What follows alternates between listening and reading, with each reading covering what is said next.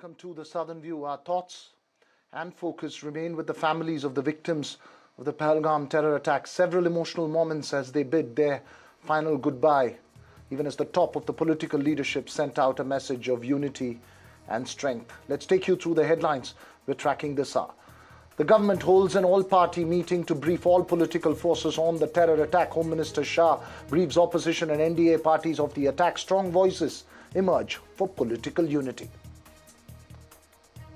Prime Minister Modi sends a stern message to the world, says India will no longer tolerate and will trace, identify and punish terrorists and their backers. Pakistan suspends the Shimla agreement and closes down its airspace to India after India's visa deadline to Pakistanis. Both countries asks their citizens from the other to leave without delay.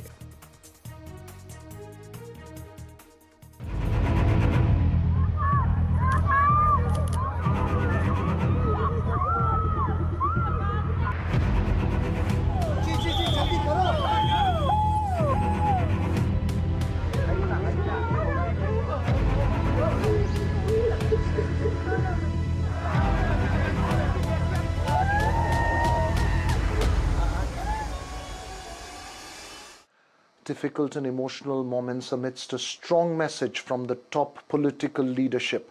An all-party meeting is underway as the government briefs all political parties of the situation. But as I mentioned, emotional moments in Bengaluru, like the rest of India, as many of the victims of that inhuman terror attack in Pahalgam were paid their last respects. In Bengaluru, 41-year-old Bharat Bhushan's friends and family and many people from his area and the rest of the city bid their final goodbye to him, to a young man who had just changed career paths and celebrated his birthday just a few days ago. He was shot right in front of his wife and toddler son. Chief Minister Siddaramaiah and the governor amongst those who paid their respects. Those images on your screens from that final goodbye. In Shivamogga, a final goodbye to Manjunath Rao, who was vacationing with his wife Pallavi and was shot right in front of her. Hundreds had gathered along with Manjunath's family and friends. Union Minister Prahlad Joshi amongst those who paid his respects, last respects there. In Andhra Pradesh, Chief Minister Chandrababu Naidu paid his last respects to retired SBI employee J.C. Chandramouli, who was on a vacation with a few of his friends. And in Nellore, Deputy Chief Minister Pavan Kalyan paid his last respects to S. Madhusudan, who was also with his family in Pahalgam. My colleague Deepak Bhupanna spoke with Bharat Bhushan's wife in Bengaluru, and my colleague Uma Sudhir had spoken to one of Chandramauli's friends. Both of them were in Pahalgam and were eyewitnesses to that horrific incident. It's an hour of grief. My condolences to you and your family members. It must have been a very hard situation for you being in Kashmir when the situation unfolded. If you could just take us through those moments, only if it is okay with you, because I understand what you're going through now. We went there for vacation on the 18th, and Pahalgam was the last spot that we wanted to see. And we went up to Baisaran through the pony ride. And on reaching there, we took all photographs. We were playing. We had our child with us. And we were looking at the scenery, trying out the Kashmiri costumes, everything. Suddenly, we heard a lot of shots. And that seemed like crackers initially. I thought they were just driving away maybe the birds or wild animals, but then they kept continuing and becoming louder. Then we realized within few seconds that this is not typical. It's an attack, and we started hiding behind those tents. Yeah. Those Kashmiri tents were there in the middle of the field. You know how Baisaran is, right? It's a large field. And we were right in the middle of it.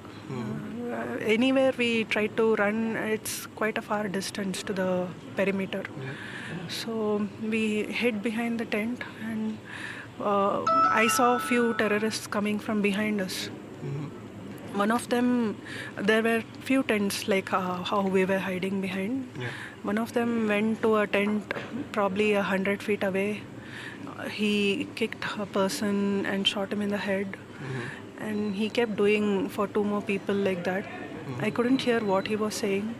But then when he was nearing our tent, I could hear that he was saying, how could you enjoy your vacation like this when our children are suffering, when we are suffering? Haven't you seen the news? How could you just enjoy just like that? He spoke like that to a senior man like that. And then he shot him in the head. He shot like that only to one more person, and then he came to my husband. He did not even speak. He just shot. Ma'am, I heard that, also Mr. Bharat requested that he has a 3-year-old child to, He was spare. requesting, I have a child, please spare me. He just shot and left. Well, I'm really sorry for what happened, ma'am. Let's hope that the governments really work towards ensuring security of all the I citizens. hope they do. This is continuing. I don't know when this is going to stop. Among those who travelled from Andhra Pradesh to Pahalgam and became a victim of the terror attack was 70-year-old Chandramouli, who was a travel enthusiast and went along with his wife Nagamani and 2 other couples to Pahalgam. I am now joined by Mr. Shashidhar, who was along with Mr. Chandramouli on this trip. Mr. Shashidhar, first of all, really sorry for what has happened. I understand the last rites are to happen tomorrow. His 2 daughters are away in the US and you're awaiting their arrival. Is that right? Yes, ma'am. One daughter is just now arrived and another is expected to arrive today night. What happened on that day? You were very enthusiastically, all 3 of you, 3 couples had gone to Srinagar and were traveling there. You, in fact, shared with us earlier that he had celebrated his 70th birthday just on the 18th, even as you all left for Srinagar. Yes, ma'am. On 18th only his birthday was there. And actually he promised a big bash after we returned from the tour, actually. And he entirely led the tour. He planned the tour, actually. What happened on that day? You, all 3 of you were, you were telling me that it was very difficult to actually climb that area to reach to that place which many people popularly call as mini Switzerland. And you actually did a trek, and Mr. Chandramouli was urging the women in the group as well not to lose out on this opportunity. Please share with us those memories. Actually, that was a very difficult terrain with rocks and all. By horses only we can climb there, ma'am. So we all went by 6 horses. On the way, actually, our ladies, they were fed up with this. That was a tortuous journey, in fact. But he asked us to, he somehow encouraged us to go over there and see, because that's once in a lifetime opportunity. That's what he said. So we went there around 1 or 1:30, ma'am. So after reaching over there, we immediately went to the washrooms. So after 1, 2 or 3 people went to washroom and came out, we had these gunshots from far away woods. We thought that some people were hunting, in fact. But again, we had some 3 to 4 shots, and we also had some screaming of the ladies from over the ground. And some persons were lying on the ground, sir. And one person was standing there with a gun, and he's firing because many people are there at that place near the shops and canteens. So then we thought that yes, there's an attack and we should escape, and we just hid behind the toilet block. There are 2 toilets, and we just stood behind the toilets, all 6 and some other couples also. So then immediately one terrorist, he started walking towards us. So we thought that this is not a safe place to stay. We should somehow escape, but we don't know how to escape because the entire place is cordoned off with a fencing.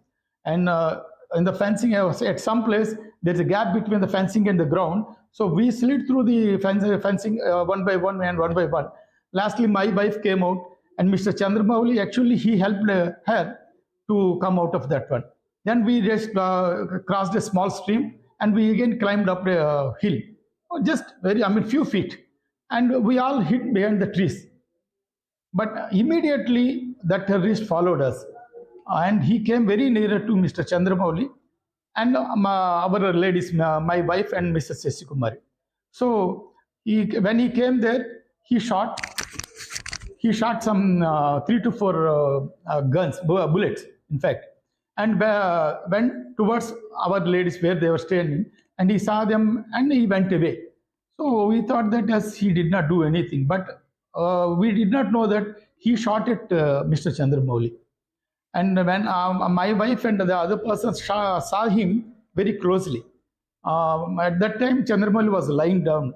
So we thought that he was just injured and he was lying down. The attacker was not masked and he was wearing military overalls kind of a thing, is it?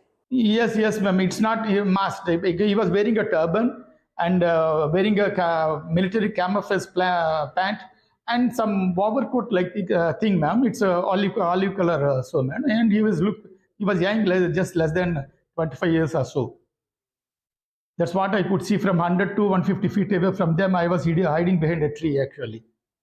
And then you people trekked down for about 2 hours, and it's only later that you came to know that Mr. Chandramouli has been shot dead. But was there no security in that area at all?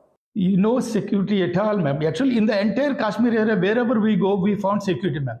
Everywhere we found that it was safest. But at this specific place, not even a single police person is there, ma'am. Police or army person is there. So that was the main reason, actually, because most these casualties had happened. Even if some people are there, these people would not have dared so much to come onto the open ground and fire everybody indiscriminately, whoever they wanted to. Well, as the families bid goodbye, there was a strong message from the political leadership. The Prime Minister sending out a message of stern action, and an all-party meet underway in the national capital. Reactions from across the political spectrum sending a message of unity. Karnataka Deputy Chief Minister D.K. Shivkumar sent a strong message not to politicize the situation. Chief Minister Siddaramaiah too had condemned the attack, but had also pointed and questioned intelligence failure leading to it. Friends, today from the soil of Bihar, I say to the whole world, India will identify, track and punish every terrorist and their backers. We will pursue them to the ends of the earth. India's spirit will never be broken by terrorism. Terrorism will not go unpunished. Every effort will be made to ensure that justice is done. The entire nation is firm in this resolve. Everyone who believes in humanity is with us. I thank the people of various countries and their leaders who have stood with us in these times. சமீபத்திய ஆண்டுகளில் பொதுமக்கள் மீது நடத்தப்பட்ட மிகப்பெரிய தாக்குதல் என்று அம்மாநில முதலமைச்சர் மாண்புமிகு உமர் அப்துல்லா அவர்கள் குறிப்பிட்டுள்ளார்கள். இந்த தாக்குதலுக்கு பயங்கரவாத அமைப்பு ஒன்று பொறுப்பேற்றுள்ளது.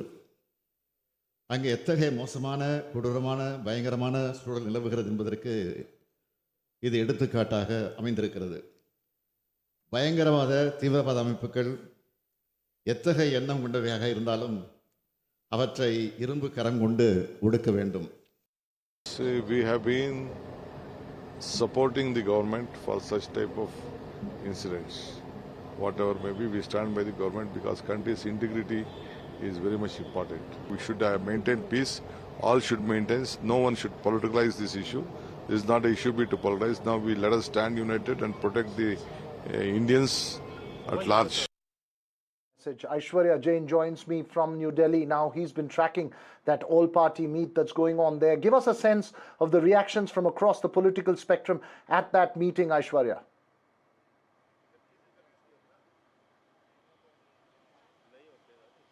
Well, only all-important all-party meeting is currently underway at the Parliament. It is Home Minister, Defence Minister and External Affairs Minister S. Jaishankar who has briefed the political parties who have participated in today's meeting. First of all, the developments that have taken place and the steps that have taken by the government so far, and the decisions that have been made yesterday by the CCS under the chairmanship of Prime Minister Narendra Modi. At the beginning of the all-party meeting, it was a 2-minute silence that was observed by all the political leaders who were invited for this meeting, including the AIMIM chief Asaduddin Owaisi. It was a stern message, and the government want to bring the entire political spectrum, all the political parties into consideration. They wanted to bring them on board as far as the consensus building of what is the suitable decision that India can take as far as the counteraction against Pakistan and the perpetrators who are sitting across the border. It is also the sources within the all-party meeting had indicated to us that there would be a resolution that the government might bring, and it will be passed unanimously to condemn the deadly terror attack in Pahalgam. It will be also every member who is a part of this all-party meeting will be given a chance to speak, and there would be a consultative process as well to how to counter this kind of attack that has taken place on the Indian soil. Of course, Prime Minister's message was firm to track, identify and punish them. It was Home Minister and External Affairs Minister just before the all-party meeting also briefed the President of India. We would be keeping a close eye on this resolution that will be passed in this all-party meeting, Right. and what will transpire. It's still underway in the Parliament. Right, thanks very much there, Aishwarya Jain. We will keep a close watch on that meeting. Joining me this evening is also Lieutenant General Kamal Dawar, former Chief of India's Defence Intelligence Agency. General Dawar, a strong message from the top of the political leadership. Your thoughts and key focus areas as India calibrates its response. First of all, my deep condolences to the families who have lost their dear ones in a dastardly attack by Pakistani-based, Pakistani-inspired terrorists yesterday. As far as we are concerned, India is always united against terror, and we will ensure by various options, whether it's kinetic or non-kinetic or a combination of both, that the Pakistani terrorists and all those perpetrators of this crime and all those who have engineered it from behind the scenes are also punished, taken to task.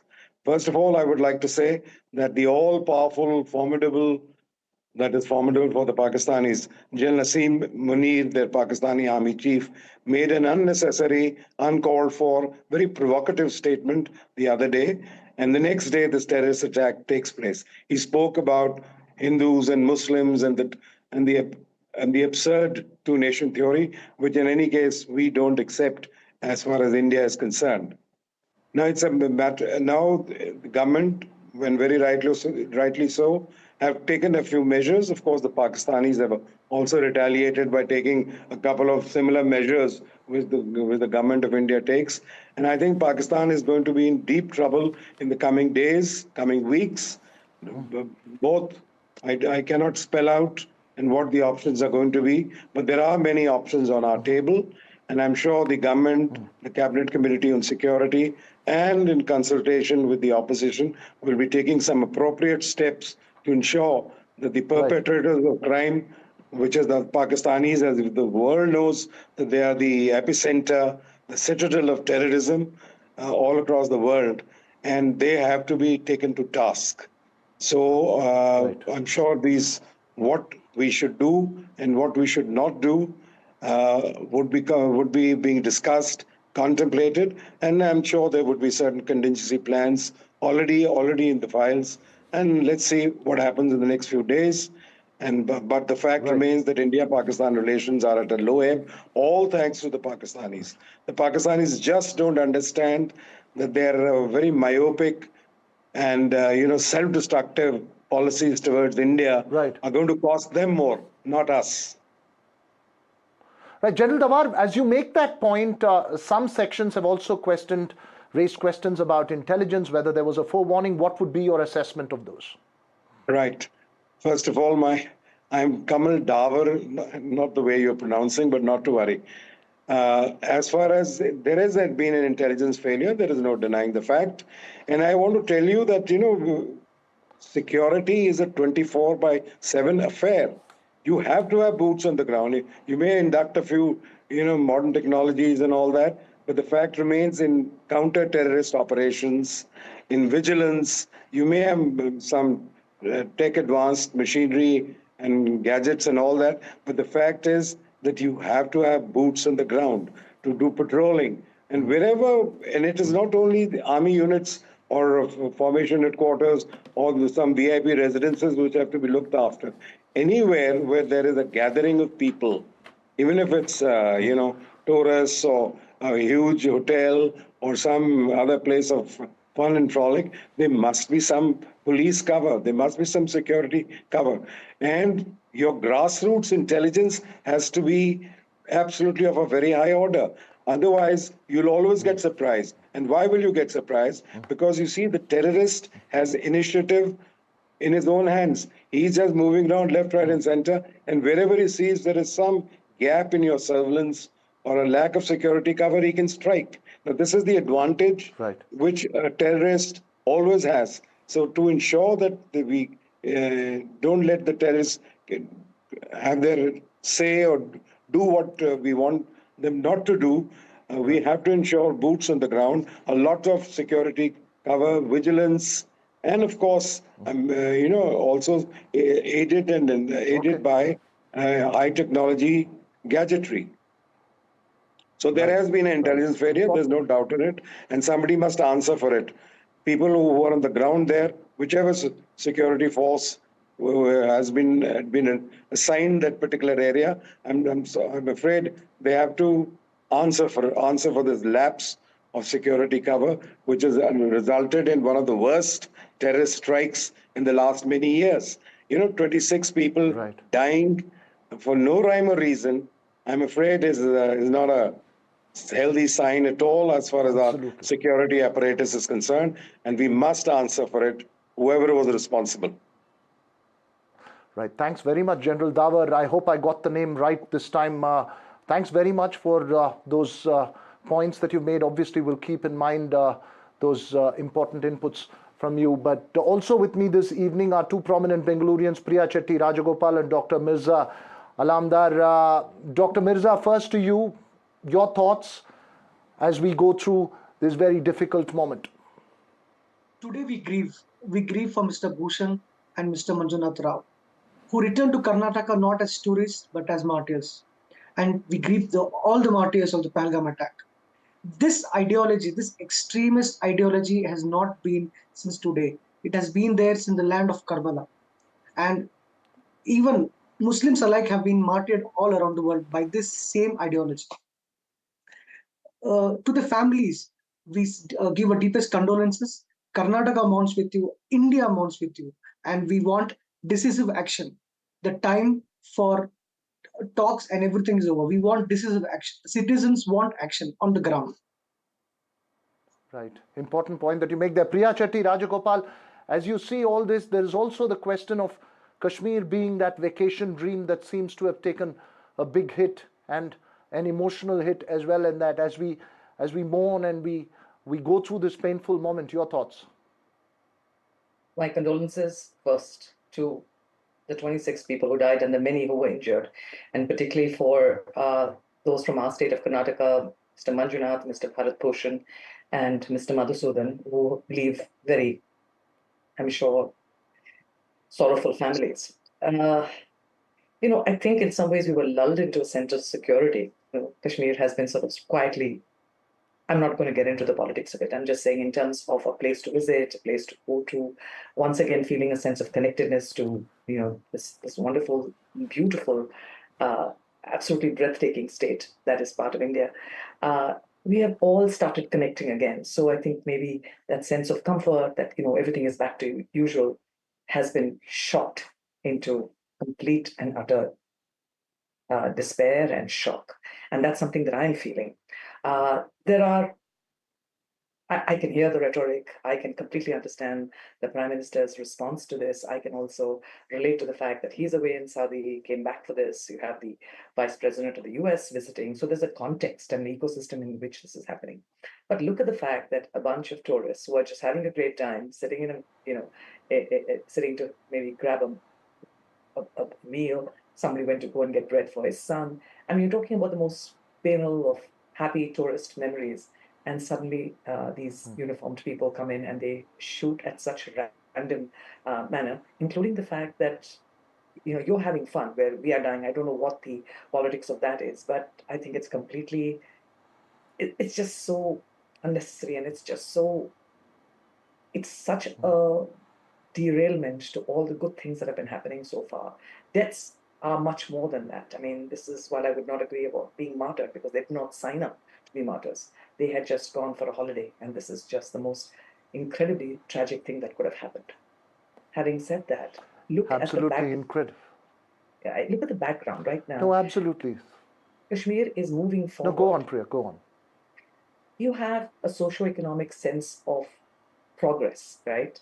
Things have been moving forward. Tourism has been coming back, and don't forget that's one of the biggest income earners in Kashmir, if I'm not wrong.